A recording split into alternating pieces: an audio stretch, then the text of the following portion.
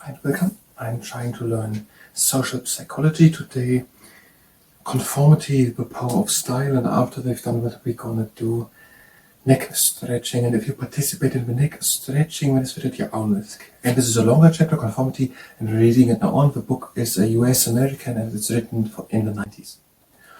The power of style. According to Moscovich, majorities are powerful by virtue of their sheer numbers and inherent power, while nonconformists derive power from the style of their behavior. It is not just what they say that matters, but how they say it. To exert influence, says Moscovich, those in the minority must be forceful, persistent, and unwavering in support of their views. Yet at the same time, they must appear flexible and open-minded. Confronted with a consistent yet even-handed opposition, members of the majority will sit up, take notice, and rethink their own position. Okay, Serge Moscovich argues that larger groups who follow the same idea have the power because there are many people.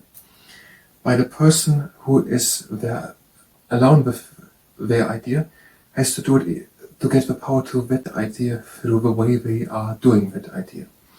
And Serge Moscovich says that the person has to be persistent and unwavering in their support of their view, but have to appear flexible and open-minded.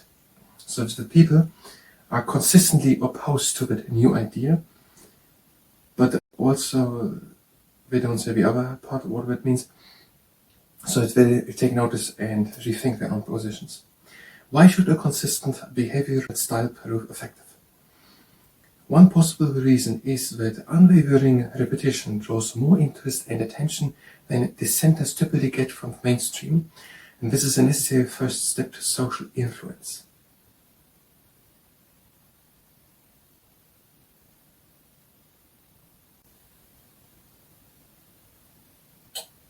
The question here is, why should it have more influence if a person has their other worldview, but permanently with worldview, as if the person would have it just for 5 minutes?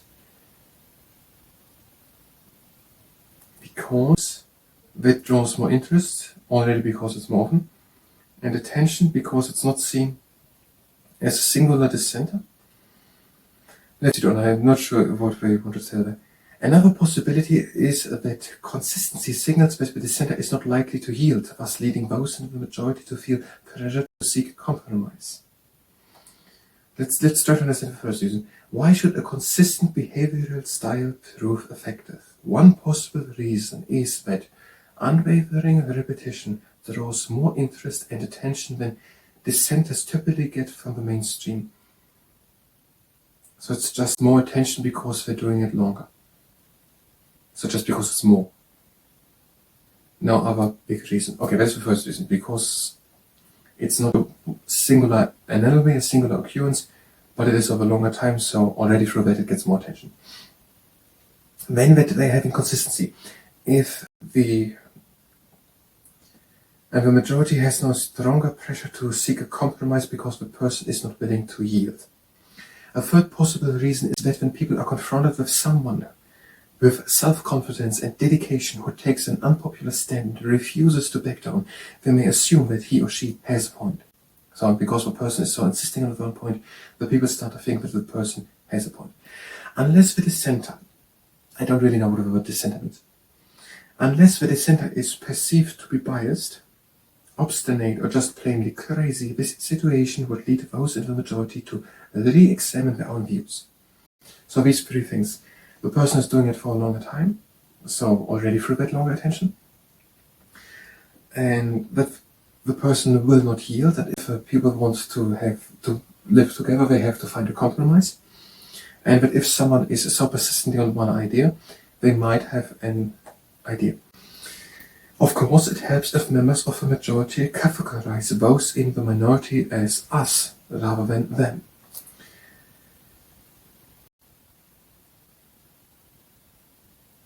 John Turner finds that dissenters have greater influence when they are similar to those in the majority instead of dissimilar in ways that are relevant.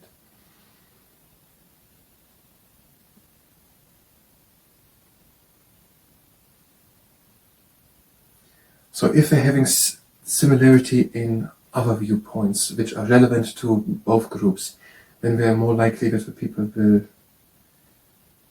listen to them, or that these peoples have a greater influence on them.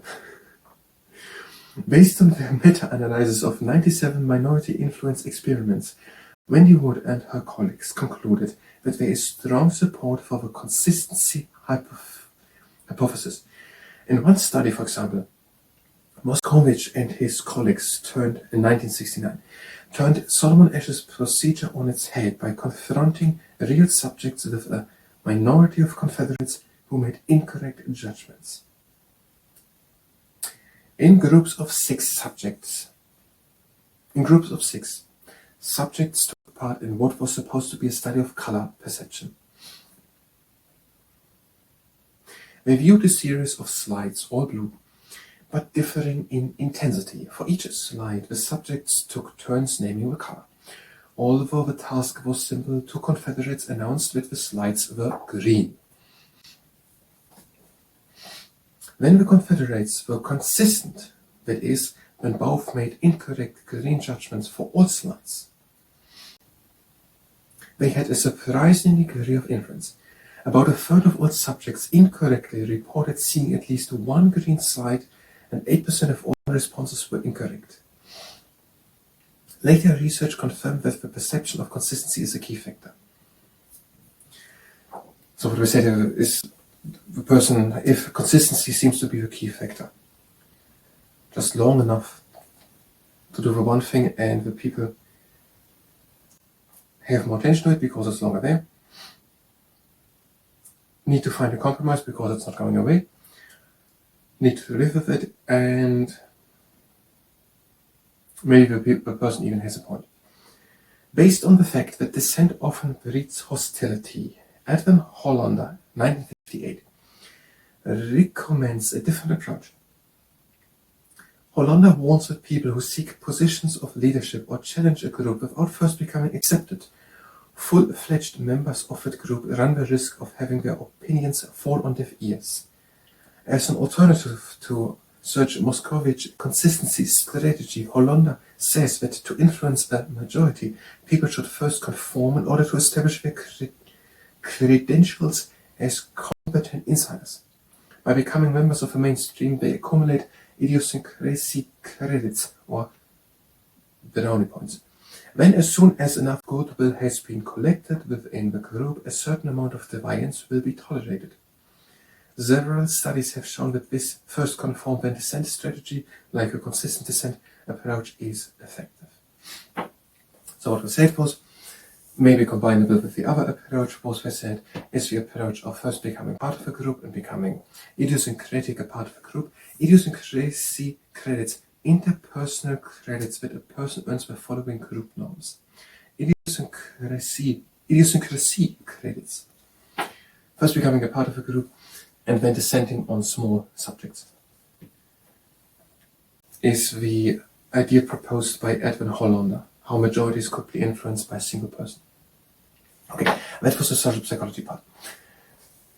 If you were here for social psychology, you can go directly to the next part where we're going to read a chip off the old blog. If you stay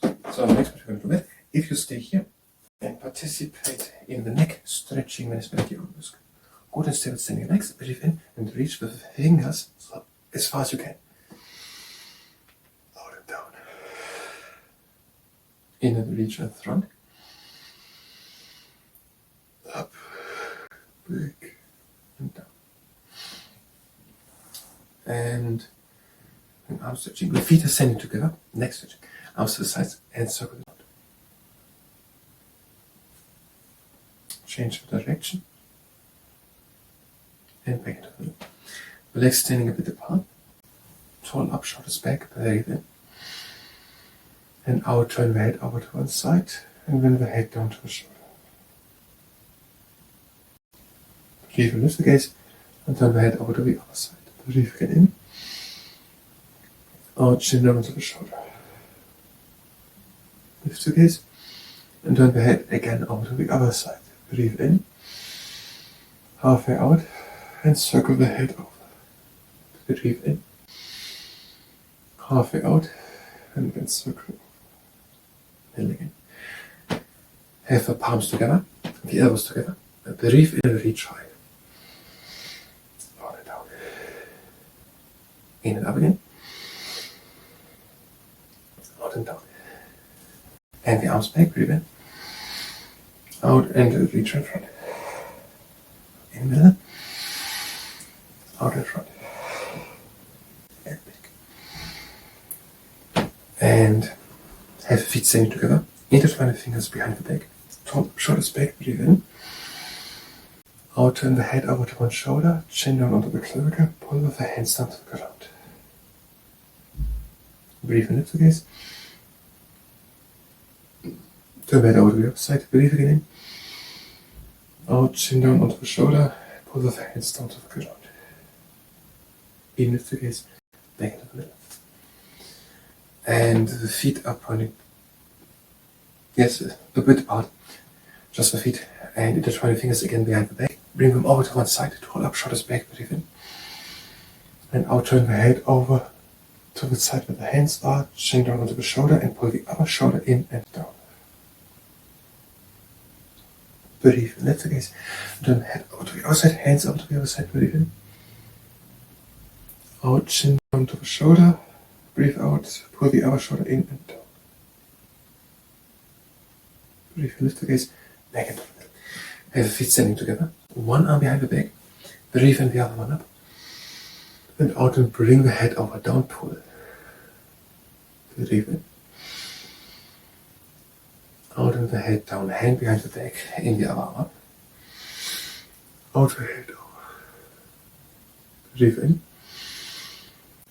Out the hand down.